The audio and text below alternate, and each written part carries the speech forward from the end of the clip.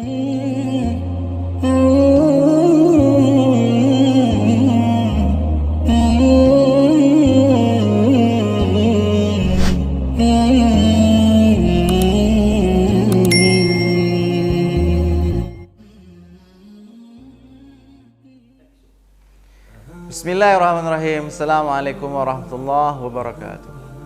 Alhamdulillah binikmatihi tatimmu salihat. Allahumma salli wa sallim wa barik wa zid wa an'im ala sayyidil Mustafa Muhammad wa ala alihi wa sahbihi wa baraka wa sallam.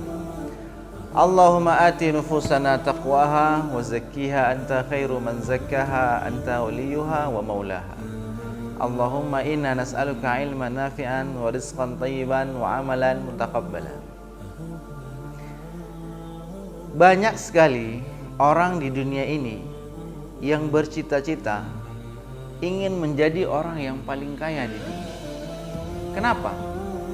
Karena dia tahu bahwa kekayaan memberikannya banyak kemudahan-kemudahan dalam kehidupan ini. Sehingga banyak sekali orang di dunia ini berlomba-lomba untuk hal demikian.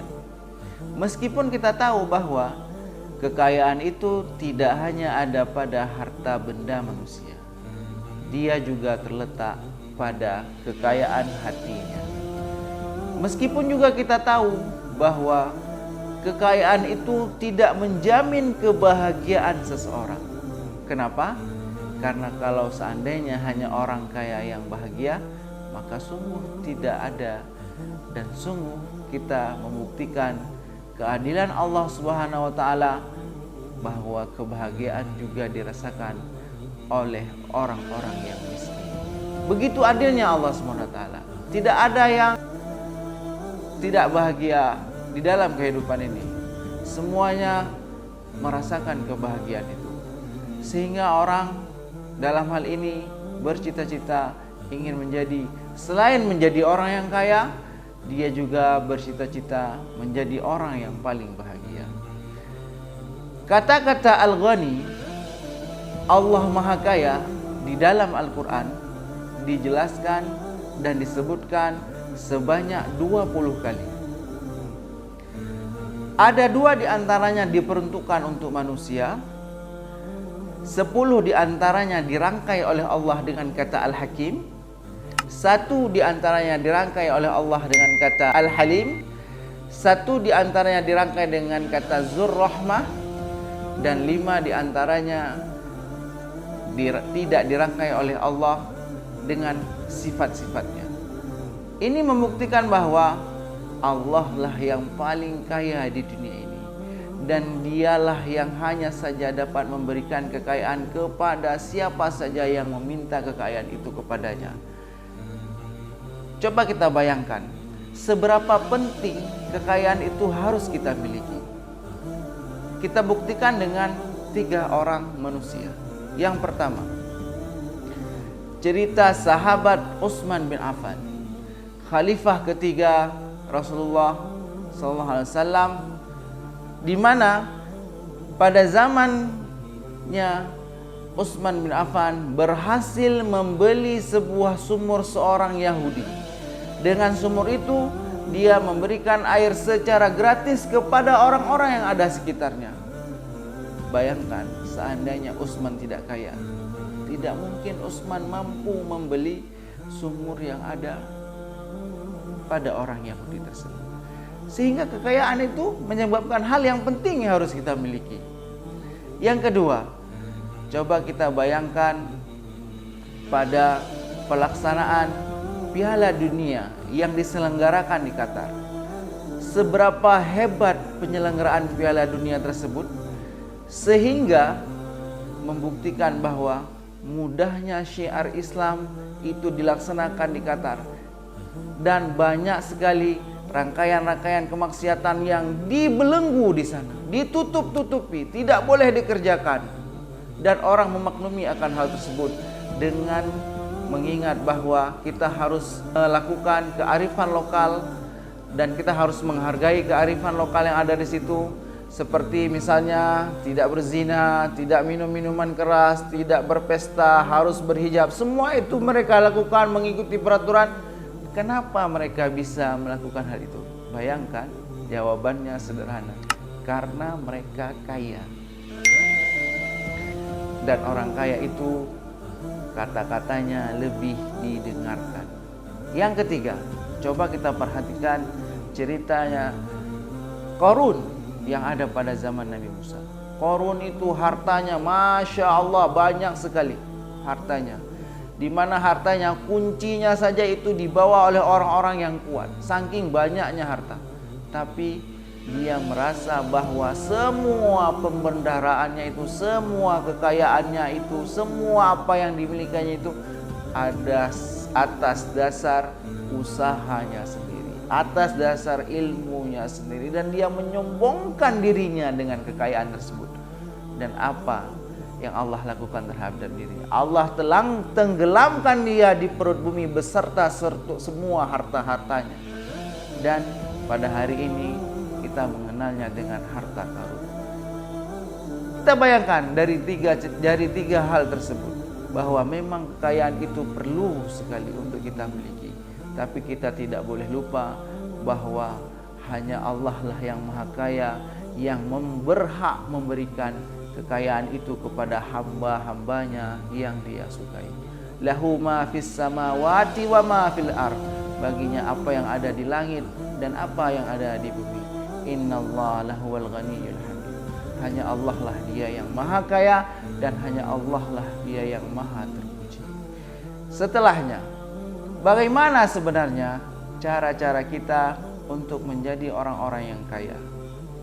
Cara-caranya saya sependapat dengan pepatah Aceh di mana mengatakan mulia perumoh bak lako, mulia lako bak harta. Dari pepatah ini kita dapat menerjemahkannya bahwa seorang perempuan itu mulia karena suaminya dan seorang suami itu mulia karena hartanya. Sehingga dari pepatah ini kita dapat menyimpulkan bahwa yang pertama, sehebat-hebatnya wanita bekerja, maka sebaik-baiknya adalah laki-laki yang bekerja. Kenapa? Karena kemuliaan perempuan itu hanya ada pada kemuliaan laki-lakinya. Maka laki-laki yang bersungguh-sungguh dalam bekerja, sebenarnya dia telah mengamalkan firman Allah Subhanahu wa taala, wa idza qudiyatis shalah fantashiru fil ardi wabtaghu min fadli wazkurullaha katsira la'allakum tuflihun. Allah yang memerintahkan seorang laki-laki itu bekerja dengan baik, bekerja dengan bersungguh-sungguh, tanpa bermalas-malasan, tanpa menunggu harta-harta dari orang lain. Dia dengan keringat sendirilah dia berjuang. Karena kita diperintahkan dan dianjurkan oleh Nabi tidak boleh malu pada dua hal. Yang pertama adalah fi talabil ilmi, pada menuntut ilmu. Yang kedua fi talabil mali, pada mencari harta.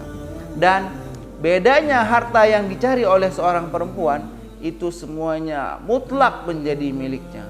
Sedangkan laki-laki itu hartanya untuk dinafkahi kepada keluarganya, istrinya, sanak saudaranya, ayah ibunya.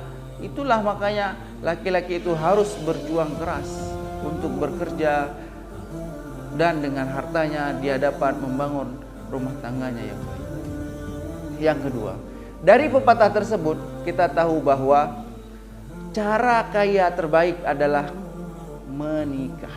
Tidak ada cara yang lain yang lebih baik kecuali dengan menikah. Kenapa? Karena Allah telah menjelaskan di dalam Al-Quran, wa iyyakunu fuqara yughnihumullah, wa iyyakunu fuqara yughnihumullah. Seandainya mereka miskin, Allah yang akan kasih kaya. Makanya bagi para jomblo yang ingin cepat kaya, menikahlah. Jangan tunda-tunda. Amin istata'a minkumul ba'ah falyatazawwaj. Kalau sudah mampu, baik secara finansial, baik secara fisik, baik secara materi, maka segeralah menikahlah. Segeralah menikah. Karena dengan menikah itu Allah akan tambah berkelipatan semua harta-hartanya. Yang ketiga, dari pepatah Aceh tersebut kita mengetahui bahwa cara untuk menambah banyak harta, yaitu banyak-banyaklah kita untuk berdoa. Banyak-banyaklah kita untuk berdoa. Di mana dengan banyak kita berdoa, maka Allah senantiasa dekat dengan kita, dan kita senantiasa menjadi orang-orang yang takut dengan kepemilikan harta kita.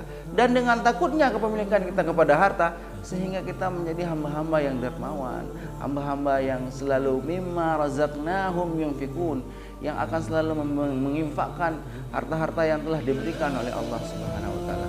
Apa doa-doa yang telah disunahkan? Banyak sekali doa-doa yang telah disunahkan. Di antaranya yaitu Allahumma ighfirli bihalalika an haramik wa aghnini min fadlika amman siwak. Ya Razzaq, ya Dzul Quwwatil Matin, urzuqna. Ada lagi doanya, Allahumma inna na'udzubika minal hammi wal hazan wal ajzi wal kasal wa jubni wal bukhl wa ghalabatid daini wa qahrir rijal. Banyak sekali doa-doa ini yang dianjurkan kepada kita untuk memperkaya diri kita sendiri, dan dengan kekayaan yang kita miliki itu dapat memberikan manfaat kepada orang-orang yang ada di sekitar kita. Yang keempat, apa cara supaya kita menjadi orang yang kaya? Yaitu supaya kita mencari orang yang kaya adalah kita dituntut untuk terus melakukan perencanaan-perencanaan yang baik di dalam keuangan. Jangan takut-takut membuat perencanaan yang baik. Tulis segala mimpi yang kita punya, dan dengan mimpi-mimpi yang sudah kita tulis itu akan menjadi motivasi kepada kita untuk dapat mewujudkannya. Dan setelah kita dapat mewujudkannya, baru kita akan merasa bahagia.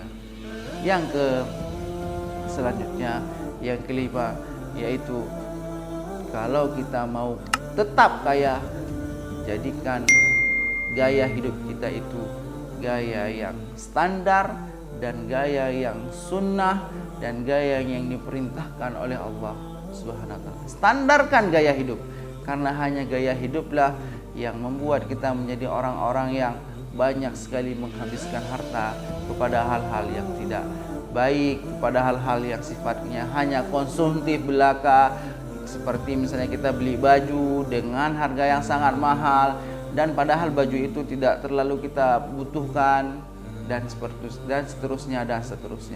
Makanya kepada kita untuk selalu menjadikan gaya itu hanya sebatas standar. Bukankah Nabi SAW orang yang paling kaya, di mana dibuktikan dengan ketika dia menikahi Sayyidah Khadijah, dia maharnya itu 20 ekor unta betina. 20 ekor unta betina. Tapi Rasulullah dalam kehidupan sehari-harinya, dia menjahit baju sendiri dan lain-lainnya. Itu membuktikan kepada kita bahwa sekaya apapun kita, tapi Rasulullah mengajarkan kita hidup yang sederhana. Demikian, mungkin video ini menjadi wasilah kepada kita untuk menjadi hamba-hamba Allah yang kaya, yang dermawan, dan dengan kekayaan itu bisa memberikan manfaat kepada orang-orang yang ada di sekitar kita. Kita akhiri, subhanakallahumma wa bihamdik, asyhadu an la ilaha illa anta, astaghfiruka wa atubu ilaik. Jadilah muslim yang kaya, yang bermental tidak peminta-minta. Assalamualaikum warahmatullahi wabarakatuh.